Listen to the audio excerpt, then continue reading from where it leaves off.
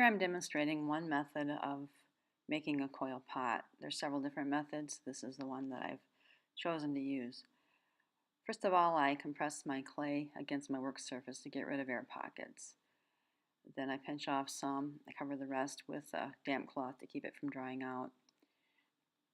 And then I roll it like a ball, just like pack it like a snowball. And then I use both hands to press down on it to make a slab. It's not going to be a big enough slab that I feel I need a rolling pin. I want the slab to be about a ½ inch thick or so. It doesn't have to be exact, but it should be the same thickness throughout. And I have a pattern ready, and I'm using a needle tool to cut out the circle that I'm going to use for the bottom. When I use the needle tool, I try to hold it exactly perpendicular to the work surface so that I don't undercut the edge of the bottom of the pot that I'm making. So there's my bottom. That's about how thick it is. And I could have also made other shapes, but I chose this one. Alright, now to make a coil, first thing I do is take all my clay again and compress the air pockets out. Then I need to form it into a shape that'll be easy to roll. So I form it with my hands like this.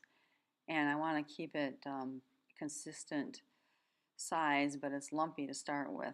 But now I'm using my fingers, my fingertips, light pressure, just a short distance back and forth, moving from the center toward the ends to make it, thinner and to make it longer, and rubbing out some imperfections. I don't want to have high pressure because if I do, then I'll make it flat and it'll be hard to roll back and forth. And I'm making it about as thick as my finger. Right, my next thing is to sit it right on top of the bottom and then to use scoring to make a place to join it to the bottom. Okay, now I measure it to get it the right size and cut off the excess. And before I join it to the bottom, I join the ends together to form a donut shape. And I smooth together so that you don't see a line between where it's joined. And I work hard to keep it from being squeezed and thinner in that spot. I want it to be exactly the same size all the way around. Now I use scoring with my needle tool, just really shallow lines. Apply water to dissolve the clay, create slip. And I do it to both surfaces to be joined, and then I set it right on top. Then I hold it I'm supporting it with my left hand and my fingers, and with my right hand I'm using my thumb to smooth clay down from the ring to the bottom to attach them. So I'm also basically erasing the line between the two, and when they dry they're like one piece of clay and they won't shrink apart. So there's my first ring, and I'm trying to get it real smooth without pulling it outward. Now I could make another ring the same size and just start going up that way, but I'm going to show you how to increase the size. I already rolled this coil out. If you need to see that demonstration again, you can back this up and look at it. But when I measure it, I want to be able to see the ring that's below it. It kind of looks like a target. And then I do the same joining thing that I did with the first ring, really working hard to keep the size of the coil the same all the way around, kind of like a donut, like I said, and to completely erase the line where the two edges are joined. And so it fits on like that, and you can see that, and you can see how it's centered and it's hanging out on each side. Now, one possibility is that if your clay is very moist, then a lot of times you can join it without using score and slip when it's a joint that you're going to be smoothing together like this, because just the smoothing will keep it together. But you have to make that judgment. If your clay is too dry and you try to do it this way, it probably won't hold it together. So, just take all that into account.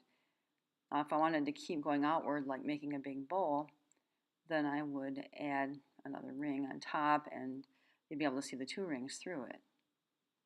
Okay, now if I want to make it smaller, then I would do the same thing. I would measure, and I want to be able to see the outer ring and see it centered like that.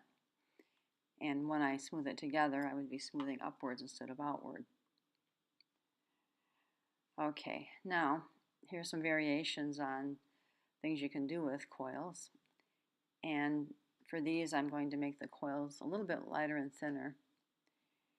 And so this is one thing you can do. And if you're going to make these all the way around or have several of them spaced around, you probably want to make them all at the same time before you attach them to your pottery. Okay, now with this, you really do have to do score and slip, even if your clay is very moist, because it's not going to be really all the way smooth together. And so I'm creating slip, and then I'm going to set it in place and then kind of twist it and use a little bit of smoothing, but I don't want to totally smooth it because the line that is between it is part of the design. But I could do it on across from each other. I could do it all the way around. Okay, here's another thing you could do. You could just make a little ring like you did with making the coils for the actual wall of the pot. And then you could put those around or put them across from each other or mix them up with the snails. A lot of different ways you could do that too. Okay, now here's another one. Again, this is lighter and thinner than the ones I used for the pot wall. And it has to be very, very moist. And you can make a shape like that. And then again, the score and slip are really necessary for this.